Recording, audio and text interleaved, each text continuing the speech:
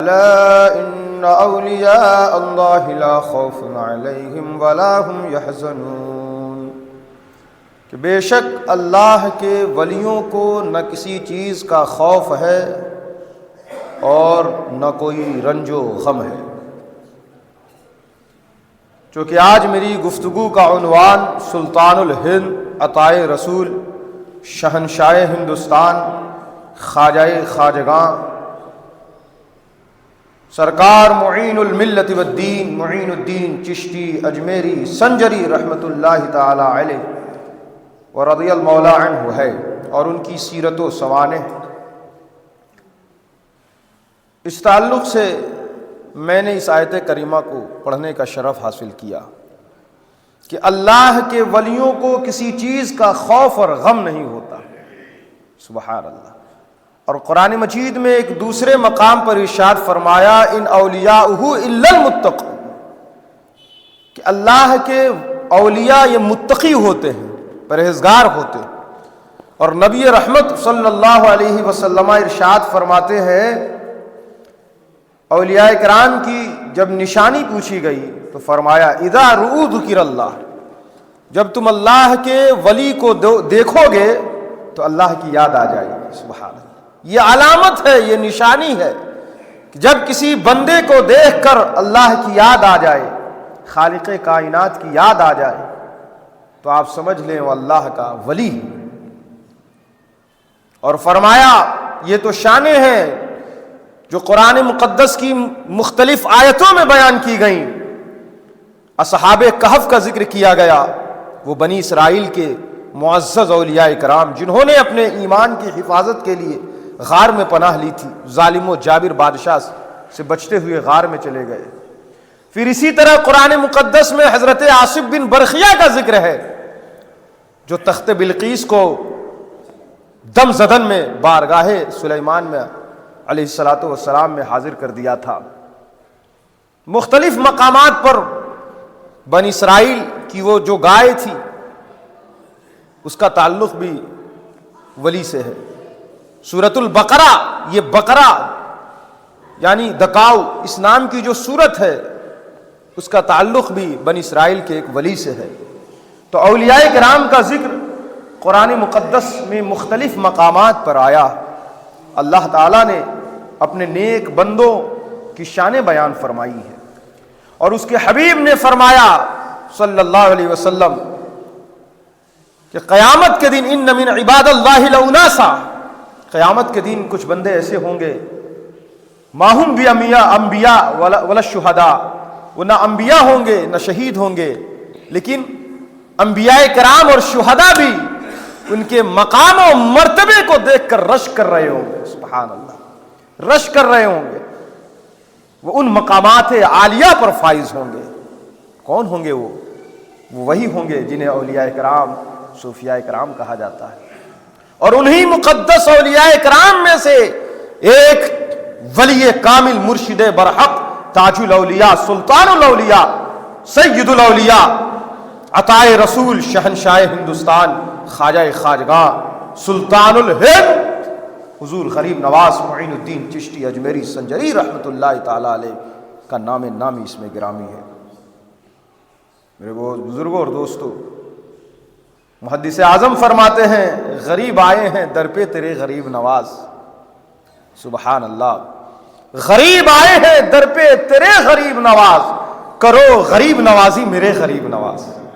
غریب آئے ہیں در پہ، سبحان اللہ۔ محدث اعظم ہند اپنے وقت کا محدث کیا لکھتا ہے بارگاہ غریب نواز میں؟ غریب آئے ہیں در پہ تیرے غریب نواز، کرو غریب نوازی میرے غریب نواز، اور تمہارے در کی کرامت یہ بارہا دیکھی، تمہارے در کی کرامت یہ بارہا دیکھی، غریب آئے ہیں اور ہو گئے غریب نواز، غریب آئے ہیں اور ہو گئے غریب نواز۔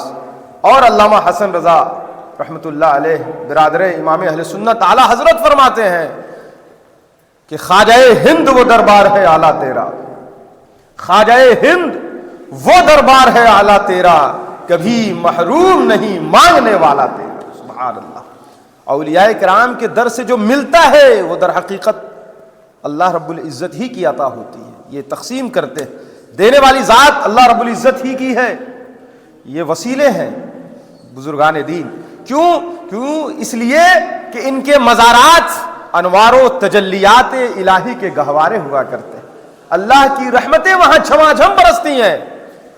قرآن مقدس میں فرمایا نا، حضرت یحییٰ کے والد گرامی حضرت زکریا کا ذکر ہے کہ بڑھاپے میں ان کی اولاد ہوئی، اور وہ کہاں ان کی دعا قبول ہوئی؟ اس جگہ جہاں حضرت مریم عبادت کیا کرتی تھی۔ اللہ اکبر! تو ایک نبی کی دعا اس جگہ قبول ہو رہی ہے جہاں ایک ولیہ عبادت کر رہی ہے۔ اسی لیے امام اہل سنت نے فرمایا کہ جن ہندوستان میں جو مقامات قبولیت کی آماج گاہ ہیں، جہاں دعائیں قبول ہوتی ہیں، ان مقامات میں سے ایک مقام حضور غریب نواز کا روضہ مبارک ہے۔ سبحان اللہ! اللہ کی رحمتیں برس رہی ہیں، جھما جھم برس رہی ہیں، اللہ تعالیٰ وہاں دعائیں قبول فرماتا ہے۔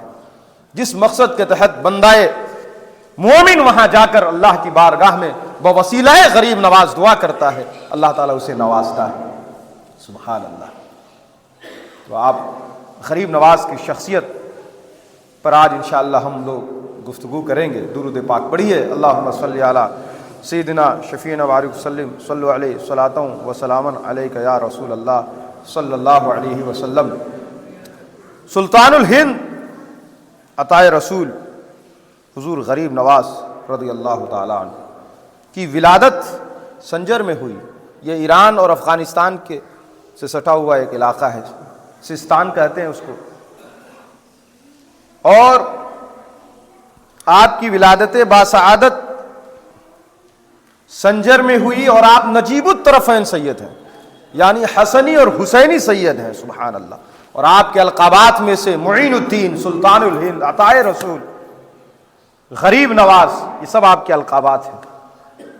غریب نواز ہی پہ بات کی جائے تو غریب کسے کہتے ہیں؟ ایک تو یہ وہ غریب ہیں جن کے پاس پیسہ نہیں ہے، قلاش ہے اور مفلس ہے۔ اردو زبان کے غریب فقیر کے معنی میں،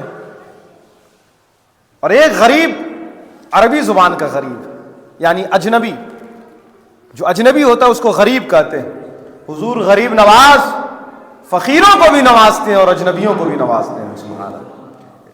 اب کوئی یہ نہ سمجھے کہ غریب جو ہے اس کو نواز رہے ہیں، جس کے پاس پیسہ ہے اسے کیا نوازیں گے۔ تو انسان کی غربت الگ الگ طریقے سے ہوتی ہے، کوئی علم کا غریب ہے، کوئی مال کا غریب ہے، کوئی اولاد کا غریب ہے، کوئی صحت کا غریب ہے۔ کیسی بھی غربت ہو، وہ بارگاہ معلّہ ہے، اجمیر معلّہ، کہ وہاں جا کر اگر بندہ مومن دعا کرے گا تو اللہ تعالیٰ اپنے اس مقبول اور عظیم بندے کے صدقے اس کی دعا قبول فرمائے گا اور اس کی غربت کو دور فرمائے گا۔ تو حضور غریب نواز کی ولادت سنجر میں ہوئی، اور آپ نجیب الطرفین سید، والدین کریمین بڑے پارسا، زاہدہ، زہد و تقوی اور ورع والے تھے۔ آپ کے والد کا نام غیاث الدین، سید غیاث الدین رحمۃ اللہ تعالی علیہ، اور آپ کی والدہ ماجدہ ماہ نور ام الورا تھیں۔ بچپن ہی میں والد محترم کا انتقال ہو گیا، وصال فرما گیا، 15 سال کی عمر تھی آپ کی۔ اس وقت حضور غریب نواز کم سنی کی حالت میں تھے۔ آپ کے والد گرامی کے وصال فرمانے کے بعد والدہ صاحب فراش ہو گئیں، 2 سال کے بعد ان کا بھی انتقال ہو گیا، اور 17 سال کی عمر میں حضور غریب نواز کے حصے میں ایک باغ اور ایک پنچکی آئی وراثت میں، کیونکہ آپ بہت متمول گھرانے سے بلونگ کرتے تھے، بڑے صاحب ثروت آپ کے والد گرامی، پیسے والے تھے۔ تو جو ترکہ بٹا اس میں آپ کے حصے میں ایک باغ اور ایک پنچکی آئی۔ حضور غریب نواز نے اسی کو ذریعہ معاش بنا لیا اور باغبانی کرتے تھے۔ ایک روز باغبانی کر رہے تھے کہ وقت کے ولی، وقت کے عظیم ولی حضرت ابراہیم قندوزی رحمۃ اللہ علیہ کا ادھر سے گزر ہوا۔ آپ باغ میں تشریف لائے اور کہا کچھ کھانے کو ہے؟ حضور غریب نواز نے جیسے ہی دیکھا کہ اللہ کا ایک نیک بندہ میری باغ میں آیا ہوا ہے، فوراً آپ لپکے دوڑے، ان کی دستبوسی کی، عزت و احترام کے ساتھ بٹھایا اور جو انگور کے خوشے پیش کیے۔ آپ نے جب تناول کیا حضرت ابراہیم قندوزی نے، اور دیکھا کہ بڑا باادب بچہ ہے، لڑکا ہے، تو آپ کی نگاہ ولایت غریب نواز پہ پڑی اور آپ نے اپنی منہ سے نکال کر کھانے کے لیے کچھ دیا. حضرت ابراہیم قندوزی رحمۃ اللہ علیہ کا جھوٹا جیسے ہی میرے اندر گیا، حضور غریب نواز فرماتے ہیں میرے دل کی دنیا بدل گئی. سبحان اللہ، میرے دل کی دنیا بدل گئی اور میرا دل دنیا کی محبت سے اچاٹ ہو گیا اور میں نے اپنا باغ، اپنی پنچکی فروخت کی، راہ خدا میں صدقہ کر دیا اور علم دین حاصل کرنے کے لیے نکل پڑے. آپ علم حاصل کرتے رہے، مضبوطی کے ساتھ اس پر عمل پیرا ہوتے تھے. آپ کو یہ شرف حاصل ہوا کہ اپنے پیر و مرشد کے ساتھ آپ سفر حرمین شریفین پہ گئے. کعبۃ المشرفہ میں آپ کے پیر و مرشد نے کہا ہے اللہ میرے معین کو قبول فرما لے. سبحان اللہ، آواز آئی میں نے معین کو قبول کر لیا. سبحان. حرمین شریفین میں جب مکۃ المکرمہ میں زیارت اور طواف سے فارغ ہوئے تو پھر اس بارگاہ کی طرف آئے جہاں قدم اولیاء کرام بڑے ادب و احترام کے ساتھ رکھا کرتے ہیں، سانس بھی سوچ سمجھ کر لیتے ہیں. وہ بارگاہ معلیٰ اور وہ بارگاہ عظیم نبی رحمت صلی اللہ علیہ وسلم کی بارگاہ ہے. اے پائے ادب ہوش میں آ، کوئے نبی ہے، آنکھوں سے بھی چلنا تو یہاں بے ادبی ہے. وہاں آئے تو روایتوں میں آتا ہے حضور غریب نواز نے جب سلام کی نبی کیا کہا الصلاۃ والسلام علیک یا سید المرسلین و خاتم النبیین صلی اللہ علیہ وسلم. تو جواب آیا وعلیک السلام یا سلطان الہند. سبحان اللہ. اسی لیے کہا جاتا ہے کہ سلطان الہند کا جو خطاب ہے وہ بارگاہ رسول سے ملا ہوا ہے، اسی لیے آپ کو عطائے رسول بھی کہتے ہیں.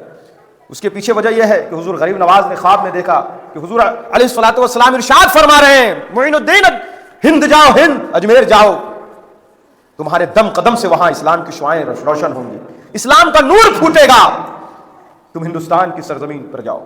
سبحان اللہ. آپ کو نقشہ دکھا دیا گیا تھا. چنانچہ آپ لاہور ہوتے ہوئے اجمیر معلیٰ تشریف لائے اور لاہور میں جہاں حضرت علی حجویری رحمۃ اللہ تعالی علیہ کا مزار ہے وہاں آپ گئے اور آپ نے وہاں تقریباً 6 ماہ قیام فرمایا. اور وہ اتنی بڑی بارگاہ ہے کہ جب غریب نواز آنے لگے تو آپ نے ایک شعر لکھا کہ داتا گنج بخش نور عالم مظہر نور خدا، گنج بخش فیض عالم مظہر نور خدا، ناقصارہ پیر کامل کاملارہ رہنما. اور یہ شعر اتنا مقبول ہوا کہ آج بھی یہ شعر گنج بخش فیض عالم مظہر نور خدا ناقصارہ پیر کامل کاملارہ رہنما آج بھی لاہور کی سرزمین پر داتا دربار میں یہ نقش ہے لکھا ہوا ہے. سبحان اللہ. اور آپ کی جو چلہ گاہ تھی جہاں اپنی عبادت و ریاضت کی وہ جگہ بھی بہت حفاظت کے ساتھ رکھی گئی ہے. اور آپ پھر وہاں سے نکلے. آپ شاعری بھی کرتے تھے اور وہ مشہور شعر کہ شاہ است حسین بادشاہ است حسین دین است حسین دی پناہ است حسین سرداد نداد دست در دست یزید حقہ کے بنا لا الہ است حسین. یہ میرے غریب نواز کا تحریر کردہ شعر ہے. سبحان اللہ. محرم الحرام کے موقع پر کون سی ایسی محفل ہے جو اس شعر سے خالی ہوتی ہے؟ تاریخی شعر شاہ است حسین بادشاہ است حسین. سبحان اللہ. آپ حسینی تھے بھی تو اولاد بھی امام علی مقام کے تھے. سبحان اللہ. مولا علی کے تھے، اسی چمن زہرا کے پھول تھے جس کے سرخیل امام علی مقام امام حسین رضی اللہ تعالیٰ عنہ. چنانچہ آپ لاہور سے ہوتے ہوئے اجمیر شریف آئے اور وہاں آپ کو پتہ ہی ہے کہ بہت ہی ظالم و جابر بادشاہ رائے پتھورا جسے پرتھوی راج چوہان بھی کہتے ہیں اس کی حکومت تھی اور پوری جنتا اس سے پیڑت تھی. وہ ظلم کا بازار گرم کیا ہوا تھا. غریب نواز وہاں آئے، چند لوگوں کے ساتھ آئے تھے. قطب الدین بختیار کاکی آپ کے مرید و خلیفہ جب آپ آ رہے تھے ہندوستان تو راستے میں ملے، افغانستان کے علاقے میں آپ سے ملاقات ہوئی. اور قطب الدین بختیار کاکی سبحان اللہ خواجہ قطب الدین بختیار کاکی، کبھی ان کی شخصیت بیان کروں گا، وہ آپ کے ساتھ آپ کے ہمراہ ہو گئے اور ہمیشہ آپ کے ساتھ رہے. سبحان اللہ. بہت ایک لمبے عرصے تک آپ کے ساتھ رہے جب تک دلی کی سلطنت اور روحانی سلطنت آپ کو عطا نہ کر دی گئی. تو خواجہ قطب الدین بختیار کاکی اور دیگر مریدوں کے ساتھ آپ اجمیر معلیٰ میں آ کے مصلی بچھا کے انا ساگر کے قریب جو تالاب ہے آپ قیام فرما ہوئے. وہاں بیٹھے ہوئے تھے کہ اس ظالم راجہ جو پرتھوی راج چوہان تھا اس کے جو اونٹ باندھ تھے، اونٹ چرانے والے آئے اور کہا کہ آپ یہاں سے چلے جائیے، یہاں تو بادشاہ کے اونٹ بیٹھا کرتے ہیں. تو آپ نے کہا اچھا ایسا ہے؟ تو کہا ہاں مہاراج یہاں سے آپ چلے جائیے، یہ بادشاہوں کے اونٹ کے بیٹھنے کی جگہ ہے. چنانچہ آپ نے کہا کہ ٹھیک ہے، جب اونٹ بیٹھتے ہیں تو اونٹ ہی بیٹھیں گے.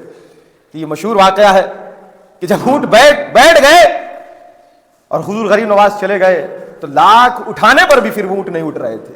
اب یہ پریشان اونٹ باندھ کہ اب میرا بادشاہ تو حال خراب کرے گا. چنانچہ اس نے عریضہ پیش کی کہ حضور بہت غلطی ہو گئی، معاف کر دیجئے، اونٹ نہیں اٹھ رہے ہیں. تو آپ نے فرمایا جاؤ اٹھ جائیں گے. پھر اونٹ اٹھ گئے. اسی لیے علماء فرماتے ہیں کہ حضور غریب نواز کے بٹھائے ہوئے اونٹوں کو ان کے باپ دادا نہیں اٹھا پائے تو حضور غریب نواز کے بسائے ہوئے ہم غلاموں کو یہ کیسے بھگائیں گے. سبحان اللہ. پھر وہ چونکہ انا ساگر ایک بڑا تالاب تھا اور وہاں یہ لوگ پنڈت جو بھی تھے ان کے یوگی بڑے بڑے وہ اسنان کرتے تھے اور پاپ دھلا کرتے تھے. ان کے مذہب کے مطابق لوگوں کو نہلا کر اسنان کرواتے تھے. تو ایک بار جب حضور غریب نواز کے مریدین وضو کرنے کے لیے گئے، غسل کرنے کے لیے، تو وہاں کے پنڈوں اور یوگیوں نے بہت مارا اور مار کے بھگا دیا اور کہا کہ تم وضو کر کے ہمارے تالاب کو اپوتر کر رہے ہو، اپوتر کر رہے ہو. چنانچہ مریدین جب آئے حضور غریب نواز کی بارگاہ میں روتے ہوئے، کہا کیا ہوا؟ کہا حضور انہوں نے مارا ہے ہمیں. کیوں مارا؟ اس لیے مارا کہ ہم وضو کر رہے تھے اور کہا کہ تم اپوتر کر رہے ہو، ناپاک کر رہے ہو. وضو کرنے سے تالاب ناپاک ہو رہا ہے اور نہانے سے نہیں ہو رہا ہے. اللہ، نفرت تھی نا ان کے اندر، آج بھی ہے. تو حضور غریب نواز رضی اللہ تعالیٰ عنہ نے کہا کہ ٹھیک ہے، کوئی بات نہیں، موقع آئے گا جواب دیا جائے گا. چنانچہ ایک اس وقت پروگرام وہاں میلہ لگتا تھا، اس میلے میں 10,000 لوگ آئے ہوئے تھے. پانی بند کر دیا گیا کہ یہ مسلمان آتے ہیں پانی میں وضو کر کے پوتر کر دیتے، ان کو پانی نہیں دیا جائے گا آنا ساگر سے. حضور غریب نواز نے حضرت قطب الدین بختیار کاکی کو بھیجا، ایک لوٹا لے کر بھیجا، کہا بس ایک لوٹے کی ضرورت ہے. اللہ اکبر. دنیا نے دیکھا کہ پورا آنا ساگر اس لوٹے میں آ گیا تھا. سبحان اللہ. پانی وہاں بھی بند کیا گیا تھا کربلا معلیٰ میں اور پانی یہاں بھی بند کیا گیا، لیکن وہاں استقامت کی ضرورت تھی، اسلام بچانا تھا. تو امام حسین نے صبر و استقامت کا پہاڑ بن کر ہر قربانی دے دی. لیکن یہاں اسلام پھیلانا تھا، اس لیے کرامت کی ضرورت تھی. اور کرامت الاولیاء حق، اللہ کے ولیوں کی کرامت حق ہے. دنیا نے دیکھا اور 10,000 لوگ جو نہا رہے تھے پورا پانی سوکھ گیا اور حضرت قطب الدین بختیار کاکی جس لوٹے کو لیے ہوئے تھے اس لوٹے میں آ گیا. سبحان اللہ. آنا ساگر سمیٹ کر. اللہ تعالیٰ کی یہ قدرت ہے. اللہ جسے چاہے جس سے چاہے بلوا دے. قیامت کے دن اعضائے بدنیہ گواہی دیں گے، ہاتھ گواہی دے گا، ہاتھ کو بھی اللہ تعالیٰ زبان عطا فرمائے گا، اور دیگر اعضاء و جوارح گواہی دیں گے انسان کے اعمال کو. تو اللہ اس بات پر قادر ہے کہ ایک تالاب کو کوزے میں سمیٹ دے. جب لوگوں نے دیکھا یہ کرامت دیکھی تو ان کے دل میں جو ہے ہلچل مچی اور جتنے لوگ تھے سب دائرہ اسلام میں داخل ہو گئے. سبحان اللہ. کثرت کے ساتھ اب لوگ اسلام میں داخل ہونے لگے، جوق در جوق اسلام میں داخل ہونے لگے. حضور غریب نواز کی یہ شہرت دیکھ کر رائے پتھورا یعنی پرتھوی راج چوہان کے دل میں ہلچل مچی اور اس نے پہلے تو سادھوؤں کو بلایا، سادھو رام کو بلایا جو بہت بڑا گیانی تھا، عالم تھا. کہا کہ اپنے علم سے اس بابا کو اور اس صوفی اور درویش کو یہاں سے بھگاؤ. اس نے کوشش کی، جب وہ غریب نواز کے مقابلے میں آیا تو حضور غریب نواز کی نگاہ اٹھی اور کہا سادھو رام میں تمہاری پیشانی پر اللہ اکبر کا نور دیکھ رہا ہوں. سبحان اللہ. فوراً گر گیا، وہ قدموں میں آیا اور وہ خود بھی مسلمان ہو گیا. سبحان اللہ. اب اس نے سوچا کہ علم سے تو جیت نہیں پایا، میں علم سے شکست نہیں دے سکا، تو اس نے پھر جادوگر کو بلایا. اور جوگی جے پال مشہور جادوگر جس کے جادو اور جس کے گیان کا ڈنکا بج رہا تھا پورے ہندوستان میں، اس کو بلایا اور جادوگر اس یوگی کو بھیجا کہ تم اسے یہاں ختم کرو اور اس بزرگ کو، اس درویش کو یہاں سے بھگاؤ. جوگی جے پال اپنے 40 سے زیادہ زائد اپنے شاگردوں اور جو بھی ان کے ہوتے ہیں چیلوں کے ساتھ وہ میدان میں آیا. حضور غریب نواز کو رات ہی میں الہام ہو گیا. آپ نے اپنے مریدوں سے کہا، حلقہ باندھ دیا، حصار لگا دیا، کہا اس سے نکلنا مت، اور خود آ کے بیٹھ گئے حصار باندھ کر. اور وہ 40 اس کے چیلے ہاتھوں میں سانپ لے کر آ رہے تھے. اور وہ سانپ صرف وہ کرشمہ سازی نہیں تھی، وہ بلکہ حضرت موسیٰ علیہ السلام کا واقعہ بھی یاد ہے کہ جب فرعون کے جادوگروں نے سانپ پھینکا تھا، حضرت موسیٰ علیہ السلام نے اپنی عصا پھینکی تھی. سبحان اللہ. وہی منظر یہاں بھی چل رہا تھا. سبحان اللہ.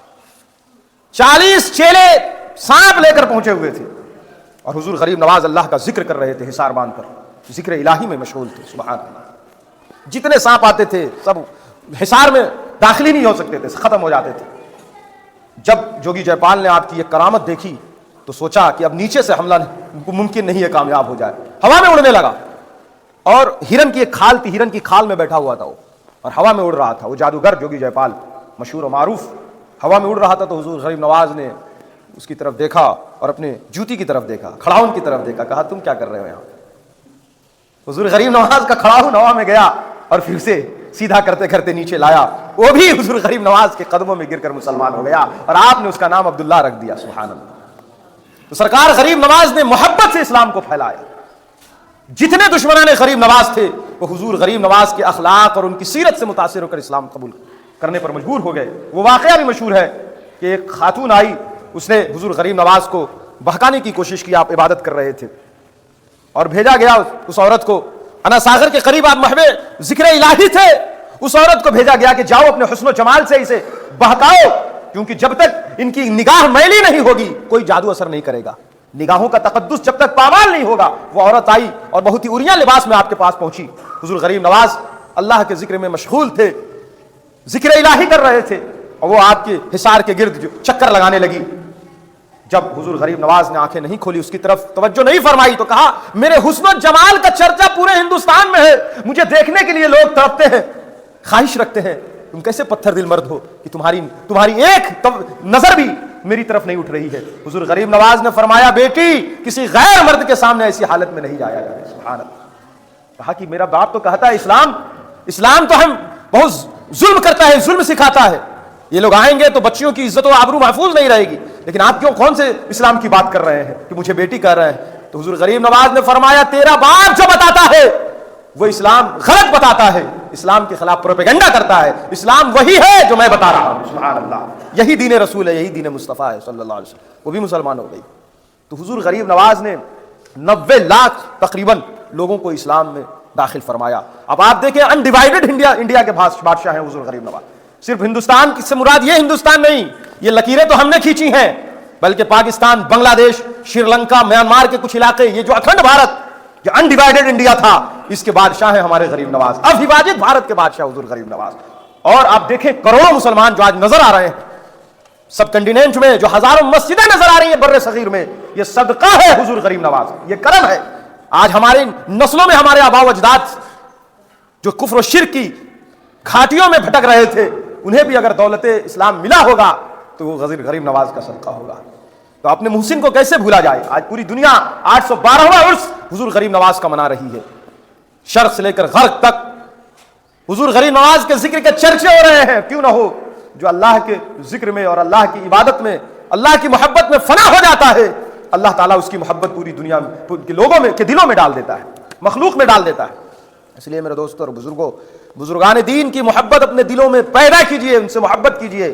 اور سب سے بڑی دولت اسلام کی دولت ہے، ایمان کی دولت ہے. اور جس عظیم المرتبہ شخصیت کی وجہ سے یہ دولت ملی ہے وہ سلطان الہند عطائے رسول ہیں، حضور غریب نواز ہیں.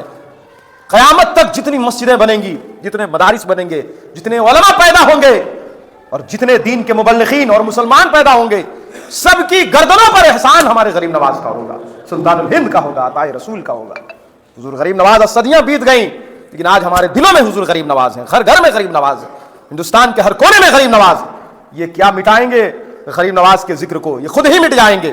رائے پتھورا نے کہا تھا کہ تم یہاں سے بھاگ جاؤ ورنہ میں تمہیں قتل کر دوں گا. دھمکی دلوائی. حضور غریب نواز کی زبان مبارک سے ایک کلمہ نکلا کہ پتھورا را گرفتار و بدستے لشکر اسلام دانم، کہ رائے پتھورا کو میں نے گرفتار کر کے لشکر اسلام کو عطا کر دے دیا. سبحان اللہ. یہ جملہ، تاریخی جملہ حضور غریب نواز کی گستاخی کرنے والے پرتھوی راج چوہان کے لیے حضور غریب نواز نے کہا تھا. دنیا نے دیکھا، دیکھتے ہی دیکھتے شہاب الدین محمد غوری کی تلوار نے فتح کر لیا پورے اجمیر کو. اور وہ بادشاہ جو غریب نواز کی گستاخی کر رہا تھا اور قتل کی دھمکی دے رہا تھا، خود لشکر اسلام کے ہاتھوں گرفتار ہو کر کھڑا تھا. تو جو لوگ سلطان الہند کی شان میں گستاخی کر رہے ہیں اور کھدائی اور کرنے کی کوشش کر رہے ہیں، ان کی حکومتیں بھی کھودی جائے گی انشاءاللہ. دیکھ لیجئے گا ان کی حکومتیں یا آپس میں ختم ہوں گے لڑ بھڑ کے انشاءاللہ تعالی. غریب نواز کی بادشاہت ہے یہاں، کسی ایرے خیرے کی نہیں ہے. یہ تو ہمارے اعمال ہیں کہ ایسے امال ہم پر مسلط ہو گئے ہیں، ایسے حکمران ہمارے اعمال کی سزا مل رہی ہے. ورنہ اگر ہمارے اعمال اچھے ہو جائیں تو یہ جتنے شیطان، نمرود، یزید اور فرعون کی فکری اولادیں ہم پر مسلط ہو گئی ہیں، یہ تباہ و برباد ہو جائیں گی. تو انہوں نے غریب نواز کے دربار میں جو گستاخی کی ہے اس کا نتیجہ انشاءاللہ ہمارے سامنے آئے گا. یہ اپنے میں لڑ بھڑ کے ختم ہوں گے انشاءاللہ تعالی۔ تو سلطان الہند کا جو پیغام ہے، امن و شانتی کا پیغام، رواداری کا پیغام، اخلاق کا پیغام، محبت کا پیغام، اسے ہمیں عام کرنے کی ضرورت ہے۔ کیا بات تھی کہ حضور غریب نواز کے دستے مبارک پر لاکھوں لوگوں نے اسلام قبول کر لیا۔ کوئی تلوار حضور غریب نواز نہیں چلا رہے تھے، کوئی میزائل لے کے نہیں آئے تھے، حضور غریب نواز تلوار چلا رہے تھے تو اخلاق اور محبت کی تلوار چلا رہے تھے۔ آج ہمیں چاہیے کہ اپنے برادران وطن جو بھی غیر مسلم بھائی ہیں ہمارے، ان کے ساتھ محبت کا برتاؤ کریں، اسلام کی سچی تصویر پیش کریں، محبت اور رواداری سے پیش آئیں، تاکہ ایک اچھا میسج جائے کہ مسلمان ایسے ہوتے ہیں۔ ہزاروں لاکھوں لوگ جو مسلمان ہوئے وہ تو پہلے کسی اور مذہب میں تھے نا۔ اس کا مطلب کیا ہے کہ اگر آپ دین پر صحیح طریقے پہ عمل کریں گے جیسے صوفیاء کرام نے کیا، تو وہ لوگ جو آپ کے دشمن تھے آپ کے دوست بن جائیں گے انشاءاللہ۔ اس لیے اقبال نے کہا تھا، ہے آیا شورش تاتار کے افسانے سے، پاسباں مل گئے کعبے کو صنم خانے سے۔ آپ پوری زندگی تبلیغ کرتے رہے، اسلام کی نشر و اشاعت کرتے رہے، امن و شانتی اور انسانیت کا درس دیتے رہے۔ آخر میں جب عمر کے 96 سال پہ پہنچے اور وقت وصال آیا تو حجرے شریف میں آپ تشریف لے گئے رات میں، اور رات بھر ذکر جلی کرتے رہے، ذکر کی آواز آتی رہی۔ صبح میں تہجد کے وقت آواز بند ہو گئی تو لوگوں نے انتظار کرنا شروع کیا کہ حضور غریب نواز اب تشریف لائیں گے۔ نماز کا وقت ہو گیا، فجر کی نماز کا، دیکھا کہ آپ نہیں آئے، انتظار کرتے رہے۔ اخیر میں جب جا کے دیکھا گیا تو حضور غریب نواز رضی اللہ تعالیٰ عنہ کی روح مبارک نکل چکی تھی اور آپ اپنے مالک حقیقی سے جا ملے تھے۔ 96 سال کی عمر میں آپ کا وصال مبارک اجمیر معلیٰ میں ہوا، جہاں درگاہ شریف ہے وہیں آپ کا وصال ہوا تھا۔ اور حضرت اورنگزیب عالمگیر رحمۃ اللہ تعالیٰ علیہ کی بہن جہان آرا نے جو کتاب لکھی ہے مونس الارواح، اس میں لکھا ہے کہ حضور غریب نواز کا جب وصال ہوا، وقت وصال آپ اسی حجرے میں تھے جہاں آج مزار شریف ہے، اور آپ کی مبارک پیشانی پہ لکھا ہوا تھا کہ حبیب اللہ مات فی حب اللہ، کہ اللہ کا محبوب اللہ کی محبت میں دنیا سے چلا گیا۔ سبحان اللہ، یہ نقش تھا آپ کی پیشانی پر۔ اور دیکھیں آپ دنیا سے رخصت ہوئے، آپ کو 812 سال ہو گئے، لیکن آج بھی حضور غریب نواز زندہ ہے۔ اسی لیے کسی شاعر نے کہا کہ نہ بادشاہ نہ کوئی فقیر زندہ ہے، در نبی کا مگر ہر فقیر زندہ ہے۔ نہ بادشاہ نہ کوئی امیر زندہ ہے، در نبی کا مگر ہر فقیر زندہ ہے۔ تو جو اللہ کی محبت میں فنا ہو جاتا ہے، اللہ تعالیٰ اس کی یاد اور اس کا ذکر مخلوق میں بلند فرما دیتا ہے۔